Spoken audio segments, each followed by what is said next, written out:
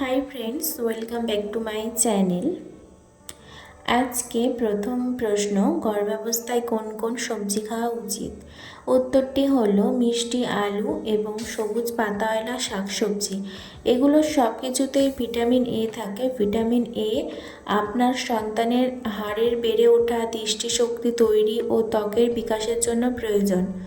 প্রতিদিন আপনাকে 770 microgram vitamin A গ্রহণ করতে হবে। দ্বিতীয় প্রশ্ন হলো, গর্ভাবস্থায় প্রথম 3 মাস কী খাওয়া উচিত?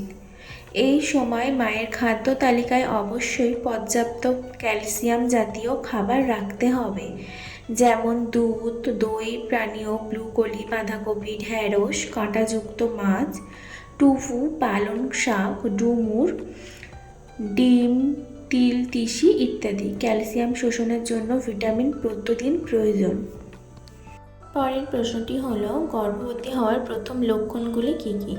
স্তন নরম হয়ে যাওয়া, মেজাজের চরম পরিবর্তন হওয়া, বমি বমি ভাব বা প্রতিদিন সকালে একটা অসুস্থতা বোধ করা, ঘন ঘন প্রস্রাব হওয়া, ওজন বৃদ্ধি বা হ্রাস পাওয়া, চরম ক্লান্তি বোধ হওয়া, মাথা ব্যথা করা, বুক জ্বালা করা, এগুলোই হচ্ছে কি প্রেগনেন্সির প্রাথমিক লক্ষণ। এগুলো হওয়ার পর তোমরা টেস্ট করে দেখতে পারো প্রেগনেন্ট কিনা। পরের প্রশ্ন, গর্ভবতী হওয়ার লক্ষণ কতদিন পর বোঝা যায়? পিরিয়ড মিস হওয়ার কতদিন পর গর্ভাবস্থা পরীক্ষা করবে? যদি আপনার পিরিয়ড চক্র নিয়মিত হয় তাহলে আপনি আপনার পিরিয়ডস মিস হওয়ার প্রথম দিনেও গর্ভাবস্থা পরীক্ষা করতে পারেন। যদি আপনার পিরিয়ডস চক্র নিয়মিত না হয়, অনিয়মিত হয়, তাহলে আপনি 7 থেকে 10 দিন অপেক্ষা করতে পারেন। যাই হোক, 6 থেকে 7 দিন পরেও পরীক্ষা করে সঠিক ফলাফল পাওয়া যায়। পরের প্রশ্ন, আলট্রাসোনোগ্রাফির রিপোর্ট ছেলে না মেয়ে কীভাবে বুঝবে? আলট্রাসোনোগ্রাফির রিপোর্টে সর্বক্ষেত্রে শিশুর লিঙ্গ উল্লেখ করা থাকে না। আপনি গর্ভে শিশু ছেলে না মেয়ে জানতে চাইলে আলট্রাসোনোগ্রাফি করানোর ঠিক আগে আপনার আলট্রাসোনোগ্রামের ডক্টরকে জানান। কিছু রিপোর্টে ছেলে শিশুর ক্ষেত্রে শিশুর জেন্ডার এক্সের জায়গায় মেল অথবা XY লেখা থাকে, আর ছেলে শিশুর ক্ষেত্রে ফিমেল অথবা XX লেখা থাকে। তো এইভাবে আপনারা জানতে পারেন। 6 নম্বর প্রশ্ন, কত সপ্তাহে বাচ্চা নড়াচড়া বোঝা যায়? সাধারণত গর্ভধারণের 4 মাস পরে, অর্থাৎ 16 সপ্তাহ থেকে 24তম সপ্তাহের মধ্যে গর্ভবতী নারীরা প্রথমবারের মতো শিশুর নড়াচড়া টের পেতে শুরু করে।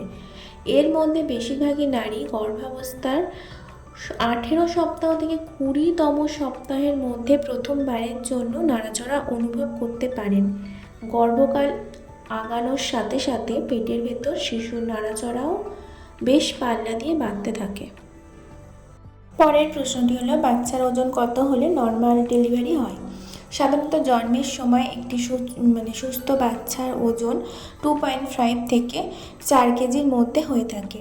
মায়ের প্রসবের রাস্তা যথেষ্ট প্রশস্ত হলে এবং কঠিন কোনো জটিলতা না থাকলে এই ওজনে শিশু নর্মাল ডেলিভারি করা যায়। কিন্তু 4 কেজির বেশি ওজনের শিশু আকারে স্বাভাবিকের চেয়ে অতিরিক্ত বড় হয়, তাই তখন নর্মাল ডেলিভারি করা যায় না, সিজার করতে হয়।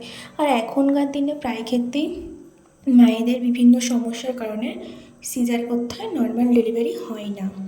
পরবর্তী প্রশ্নটি হলো, 36 সপ্তাহে বাচ্চার ওজন কত হওয়া উচিত? 36 সপ্তাহে বাচ্চার বৃদ্ধি, সে প্রায় একটি তরমুজের সমান লম্বা হয়ে গিয়েছে। তার ওজন এখন প্রায় 2.6 কেজি।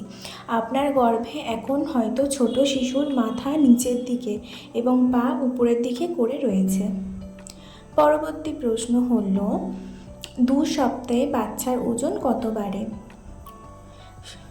সপ্তাহ 36 থেকে শুরু করে আপনার শিশুর প্রায় আধা পাউন্ড বৃদ্ধি পায় এবং সপ্তাহে আধা ইঞ্চি বৃদ্ধি পায়। অনেক শিশু মাথা নিচু করে এবং জন্মের জন্য সেই অবস্থানেই থাকে। 38 সপ্তাহের দিকে প্রথম বাচ্চারা আপনার শ্রেণীতে স্থির হতে পারে। শ্রেণীর সাথে জড়িত মাথার এই কাজটিকে লাইটেনিং বলা হয়। আজকে শেষ প্রশ্নটি হলো, 8 সপ্তাহে বাচ্চা কেমন হয়? আপনার গর্ভে শিশু অনেক দ্রুত বেড়ে উঠেছে। সে এখন প্রায় 16 মিলিমিটার লম্বা, একটি মিষ্টি কুমড়োর বিচির সমান। এই সপ্তাহে ছোট্ট শিশুর কানের বাইরের অংশ তৈরি হওয়া শুরু হয়ে গেছে। চোখ, নাক ও ঠোঁটের আকৃতিও আরও স্পষ্ট হয়ে উঠেছে। তো বন্ধুরা, এই ছিল আজকের ভিডিও। তোমরা যারা আমার ভিডিও দেখো তাদেরকে অসংখ্য ধন্যবাদ। ভিডিওটা এখানেই শেষ করছি। আবার দেখা হবে নতুন নতুন বিশেষ কিছু ভিডিও নিয়ে। ততক্ষণের জন্য তোমরা ভালো থেকো আর চ্যানেলটাকে সাবস্ক্রাইব করে রেখো। টাটা।